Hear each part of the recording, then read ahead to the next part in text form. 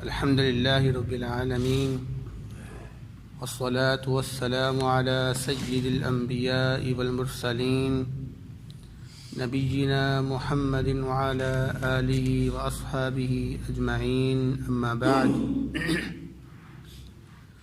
أعوذ بالله السميع العليم من الشيطان الرجيم. بسم الله الرحمن الرحيم.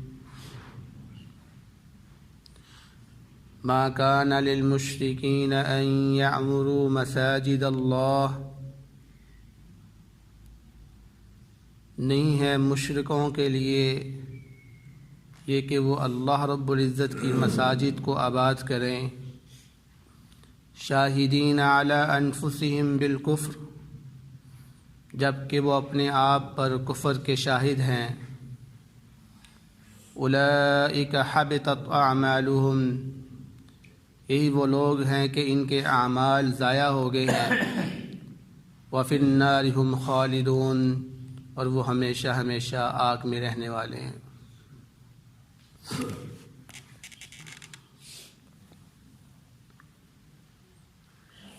سورۃ توبہ کی آیت نمبر 17 آپ نے سماعت فرمائی. اس سے پہلے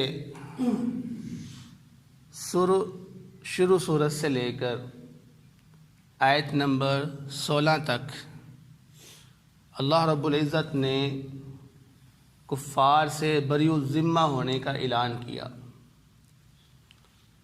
اور اس کے ساتھ مسلمانوں کو جہاد کرنے کا حکم دیا اور اس کے فوائد بتائے اور اس کی حکمتوں کو ذکر کیا.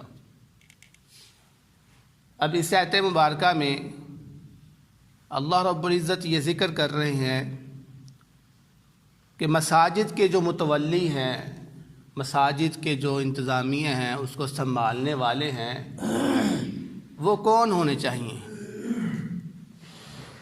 جیسا کہ آپ کو معلوم ہے کہ کفار لوگ جو تھے وہ خانہ کعبہ کے متولی بنے ہوئے تھے. تو آیا کیا ان کا حق ہے کہ وہ متولی بنے، یا کہ یہ کسی اور کا حق ہے؟ تو اس آیت مبارکہ میں اللہ رب العزت اس چیز کو واضح کرنا چاہتے ہیں. تو فرمایا ما کان للمشرکین ان یعمروا مساجد اللہ، کہ کسی بھی مشرک کے لیے یہ جائز ہی نہیں ہے کہ وہ اللہ رب العزت کی مساجد کو آباد کرے. کیوں جائز نہیں ہے؟ کیونکہ اللہ رب العزت نے دوسری جگہ پہ فرمایا کہ وَأَنَّ الْمَسَاجِدَ لِلَّهِ، مساجد تو اللہ رب العزت کے لیے ہیں. تو جب یہ مساجد اللہ رب العزت کی ہیں تو پھر اس کا جو حق ہے وہ بھی اللہ والوں کا ہونا چاہیے، جو اللہ رب العزت کو ایک ماننے والے ہیں، نہ کہ مشرک کا ہونا چاہیے. تو یہ حق مشرک کا نہیں بنتا.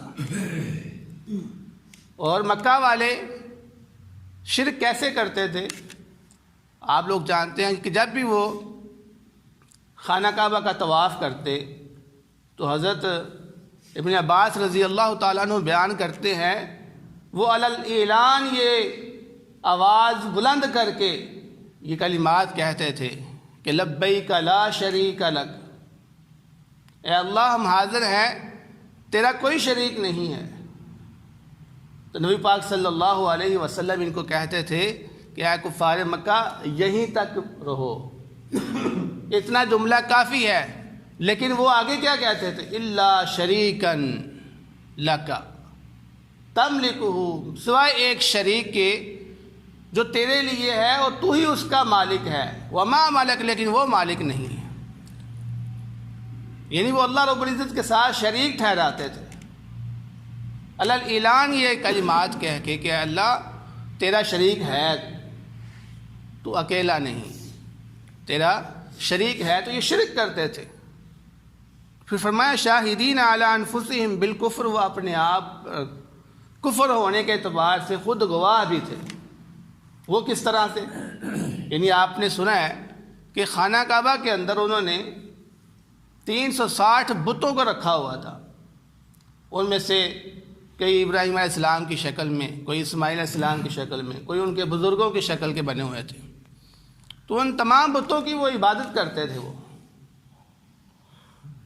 تو اس لیے اللہ رب العزت نے یہاں پر اس کو کفر کے ساتھ تعبیر کیا گیا ہے۔ اب دیکھیں ایک ہی جملہ ہے، اس کے اندر شروع میں ان لوگوں کو مشرک کہا ہے، اور مشرک کون ہوتا ہے؟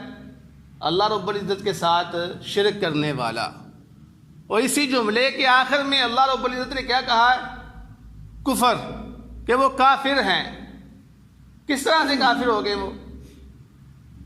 وہ اس اعتبار سے کافر ہوئے کہ وہ اللہ رب العزت کو نہیں مانتے تھے،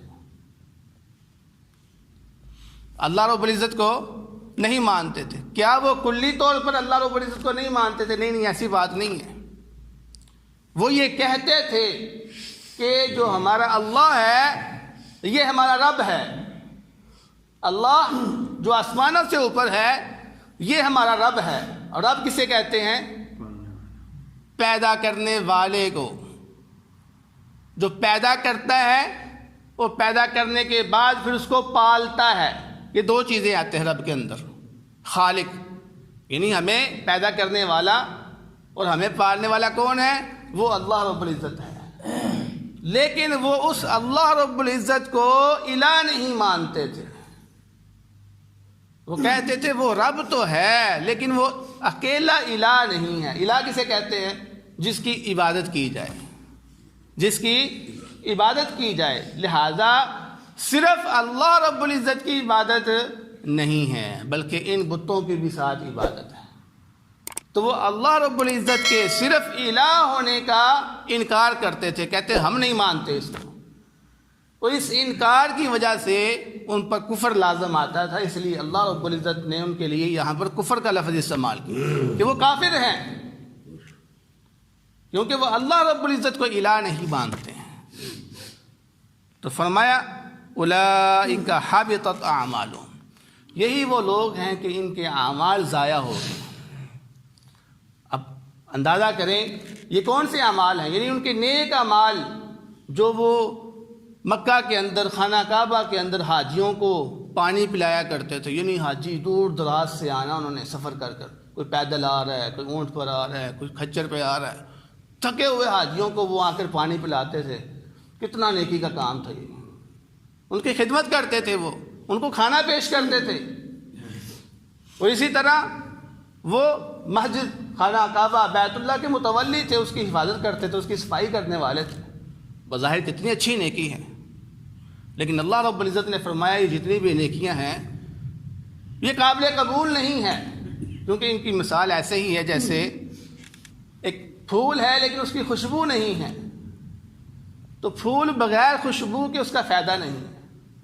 پھول بظاہر اچھی چیز ہے، جیسے ان کے اعمال اچھے ہیں، نیکی کر رہے ہیں، ہم بھی کہتے ہیں یہ اچھا کام کر رہے ہیں، لیکن ان اعمال کا ان کو فائدہ نہیں ہو رہا۔ جس طرح ہمیں پھول سے اگر خوشبو نہ ملے تو ہم کہتے ہیں اس کو پھینک دو، کیا کرنا ہے۔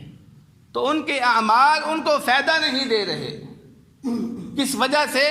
ان کے کفر کی وجہ سے، کہ وہ اللہ رب العزت کے ساتھ کفر کرتے ہیں۔ پھر آگے فرمایا وَفِي النَّارِ هُمْ خَالِدُونَ، اور وہ آگ میں ہمیشہ ہمیشہ رہنے والے۔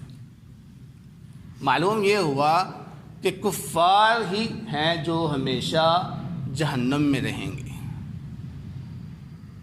اگرچہ بعض مسلمان بھی اس جہنم میں جائیں گے لیکن وہ اپنی سزا کاٹ کر واپس جنت کی طرف لوٹ آئیں گے، لیکن اصل جو مستحق ہیں اس جہنم کے دائمی وہ کفار ہی لوگ ہیں، کہ جن کو اللہ رب العزت نے، جیسے ہمارے ہاں ہوتا ہے نا عمر قید ہو گئی ہے اس کو، بس ان کی عمر قید ہے جہنم کے اندر، یعنی وہ انہوں نے ہمیشہ ہمیشہ جہنم میں رہنا ہے۔ ایسا نہیں ہے کہ وہ اپنی سزا کاٹ کے جو ہے نا وہ جنت میں آ جائے گا، نہیں نہیں نہیں، وہ جنت میں تو وہ آئے گا جو اللہ رب العزت پر ایمان لے کر آئے گا، لیکن اب وہ تو ایمان ہی نہیں لے کر آئے تو پھر وہ جنت میں کیسے آئیں گے؟ فرمایا انما یعمر مساجد اللہ، سوائے اس کے نہیں کہ اللہ رب العزت کی مساجد کو آباد کرنا من اس شخص کے لیے ہے آمن باللہ، جو اللہ رب العزت پر ایمان لے کر آئے، والیوم الآخر، اور آخرت کے دن پر ایمان لائے، واقام الصلاۃ، اور نماز کو قائم کرے، وآت الزکوٰۃ، اور زکوٰۃ کو ادا کرے، ولم یخش الا اللہ، اور اللہ رب العزت کے علاوہ کسی سے نہ ڈرے۔ تو اس آیت میں اب اللہ رب العزت یہ بیان کر رہے ہیں کہ اگر مشرکین کا حق نہیں ہے کہ وہ اللہ کی مساجد کو آباد کریں تو پھر کس کا حق ہے؟ تو اس کی وضاحت فرما دی کہ وہ مومن کا حق ہے، وہ مومن جس کے اندر 5 چیزیں پائی جائیں۔ 5 چیزوں کا ذکر کیا۔ اللہ تعالیٰ پر ایمان لے کر آنا، جیسا کہ میں نے آپ کو پہلے بتایا کہ اللہ رب العزت پر ایمان کیسے لینا ہے، اس کو رب ماننا اور اس کو الہ ماننا۔ کفار اس کو الہ نہیں مانتے تھے اکیلا، تو اللہ رب العزت نے شرط لگا دی کہ نہیں، جو الہ مانے گا اس کو اکیلا، اسی کا حق بنتا ہے کہ وہ اللہ کی مساجد کو آباد کرے۔ تو آباد کس طرح کیا جاتا ہے؟ آباد کرنے کا مطلب کیا ہے؟ مسجد کو آباد کرنا 2 مطلب اس کے بنتے ہیں۔ ایک اس اعتبار سے کہ مسجد کے اندر آپ آئیں، نمازیں ادا کریں، مسجد کے اندر دروس ہوں، جیسے آپ ماشاءاللہ ابھی بیٹھے ہوئے ہیں تو یہ آپ مسجد کو آباد کر رہے ہیں، یہاں پر بیٹھ کر آپ مسجد کو آباد کر رہے ہیں، جیسا کہ اللہ رب العزت نے یہاں پر بیان کیا کہ یہ مومنوں کا حق ہے اس مسجد کو آباد کرنا۔ تو اس مسجد کو آباد کیسے کرنا ہے؟ اس کے اندر دروس ہوں، اس کے اندر نمازیں با جماعت کی جائیں، اس کے اندر دین کا کام کیا جائے۔ ایک اعتبار سے یہ مسجد آباد ہو رہی ہیں، اور دوسرے اعتبار سے اس مسجد کا خیال رکھنا، اس مسجد کے اندر اگر پنکھوں کی ضرورت ہے تو ان پنکھوں کا انتظام کرنا، لائٹنگ کا انتظام کرنا، قالین کا انتظام کرنا، پانی کی ضرورت ہے پانی کا اہتمام کرنا، یہ ہے مسجد کو آباد کرنا۔ جب ہر طرح کی سہولت یہاں پہ ہوگی تو ہر طرح کے لوگ یہاں پر آئیں گے، لیکن جب کچھ نہیں ہوگا تو مسجد ویران ہو جائے گی۔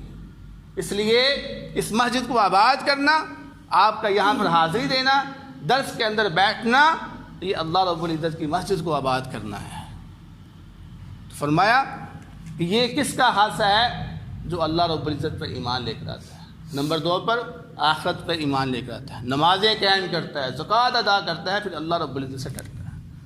اب یہاں پر 5 خصلتیں اسے اس لیے ذکر کی گئی ہیں کیونکہ کفار لوگ کے اندر یہ 5 چیزیں نہیں پائی جاتی، نہ وہ نمازیں پڑھتے تھے، نہ وہ زکوٰۃ ادا کرتے تھے، نہ وہ اللہ رب العزت سے ڈرتے تھے۔ ہاں ایک بات ہے کہ وہ کلی طور پر اللہ رب العزت سے جو کہتے ہیں نہیں ڈرتے تھے، ایسی بات نہیں ہے۔ یعنی جب ان کفار پر، ان مشرکین مکہ پر مشکل وقت آتا تھا، ایسا مشکل وقت جب وہ کہتے تھے کہ ہمارے لیے اب راستہ نہیں ہے کوئی بچنے والا، تب وہ صرف اللہ رب العزت کو ہی پکارتے تھے، کہتے تھے نہیں اب تو ہی ہے اکیلا ہمیں بچانے والا، تیرے سوا کوئی نہیں ہے اب۔ یعنی اور اس کی مثال عام طور پر صحابہ کرام کی پیش کی جاتی ہے کہ صحابہ کرام فرماتے ہیں کہ جب کفار لوگ، یہ مشرکین لوگ جب سمندر کا سفر کرتے تھے تو سمندر کے اندر بسا اوقات طوفان آ جاتا تھا۔ اب اس طوفان کے اندر کون بچانے والا؟ کوئی بھی بچانے والا ہے۔ تو اس وقت یہ مشرکین صرف اللہ رب العزت کو پکارتے تھے کہ اللہ اب تو ہی ہے ہمیں بچانے والا، اور یہ دعائیں کرتے تھے، پھر اس وقت اللہ رب العزت ان کی دعائیں قبول کر کے ان کو بچا لیتا تھا۔ لیکن افسوس کی بات یہ ہے کہ آج ہمارا مشرک جو ہے مشکل وقت کے اندر بھی اللہ رب العزت کو نہیں پکارتا۔ آج ہمارا مشرک مشکل وقت کے اندر بھی اللہ رب العزت کو نہیں پکارتا۔ اس لیے علماء کہتے ہیں کہ آج کا جو مشرک ہے نا وہ اس دور کے، اس زمانے کے مشرک سے زیادہ بدتر ہے، کیونکہ وہ تو مشکل کے وقت اللہ کو پکار ہی لیتے تھے، لیکن آج کا مشرک مشکل وقت میں بھی اللہ کو نہیں پکارتا۔ اس کی ڈھیر ساری مثالیں میں نے اپنی کانوں سے سنی ہوئی ہیں، آنکھوں سے دیکھا ہوا ہے۔ کل کی ایک مثال ہے، میں ایک دکان پہ بیٹھا ہوا تھا، ایک آدمی آیا، بوڑھا آدمی تھا، کہتا ہے میری بیٹی کو چہرے پہ گلٹی بنی ہوئی ہے، جوان بیٹی ہے، رشتے کا معاملہ ہے، گلٹی جب تک ختم نہیں ہوگی اتنی بڑی گلٹی ہے، معاملہ حل نہیں ہوگا اس کو۔ 3 سال ہو گئے، میں نے ہر ایک ہاسپٹل میں نے پھر لیا ہے، علاج اس کا کروا لیا، آرام نہیں آیا۔ ہر طرح کے درباروں پہ میں گیا ہوں، حاضری دی ہے، چادر چڑھائی ہے، فلانا کیا ہے، سجدے کیے ہیں، وہاں پر آرام نہیں آیا۔ اور اب وہ کہہ رہا ہے کہ ایک پیر صاحب ہے جو ایک سائڈ پہ انہوں نے سنا ہے کہ اس طرف رہتے ہیں کہ میں نے اب ادھر جانا ہے، حالین اس کا عرس ہو رہا ہے، عرس کے بعد میں نے وہاں پر علاج کرنے کے لیے جانا ہے۔ لیکن اس نے یہ جملہ نہیں بولا کبھی کہ میں مساجد کے اندر بھی گیا، وہاں پہ اللہ رب العزت کے آگے میں نے سجدے کیے، دعائیں مانگی، میں علماء کے پاس گیا، میں نے وہاں پر جا کر رقیہ کروایا، وہاں پر دم کروایا، شرعی علاج کروانے کی میں نے کوشش کی، نہیں کہا اس نے۔ وہ بھٹکتا رہا ہے ادھر ادھر ہی، رب کی ذات کے پاس نہیں آیا۔ اور اب بھی اگر اس نے عہد کیا ہے تو پھر اس نے لوگوں کی طرف عہد کیا ہے۔ یعنی کتنا مشکل یہ وقت ہے، آپ اندازہ کریں ایک باپ جس کی بیٹی جوان ہو، اس کے اوپر کیا بیتتی ہے کہ اس کے اوپر جب وہ دیکھتا ہے کہ اس کے اندر عیب ہے، میں اس کی شادی کرنا چاہتا ہوں، اس سے کون شادی کرے گا؟ یہ اس باپ کو پتہ ہے۔ سننے والے تو کہتے ہیں یار کوئی چھوٹا سا مسئلہ ہے، لیکن اس باپ کو پتہ ہے کہ اس کے اوپر کیا بیت رہی۔ کہتا ہے اتنا پیسہ میں نے خرچ کر لیا ہے لیکن اس کو آرام نہیں آیا، لیکن اس نے اتنی مشکل وقت کے اندر بھی رب کی طرف رجوع نہیں کیا، لوگوں کے پاس جاتا رہا، سجدے کرتا رہا، پتہ نہیں کیا کچھ کرتا رہا۔ تو اللہ رب العزت نے فرمایا یہاں فَعَسَىٰ أُولَٰئِكَ أَن يَكُونُوا مِنَ الْمُهْتَدِينَ، کہ یہی لوگ ہیں کہ جن کے اندر یہ 5 خصلتیں پائی جاتی ہیں، امید ہے کہ یہی لوگ ہدایت پانے والے ہیں، امید ہے یہی لوگ ہدایت پانے والے ہیں۔ دعا اللہ رب العزت سے اللہ تعالی ہمیں بھی ان لوگوں میں سے بنائے۔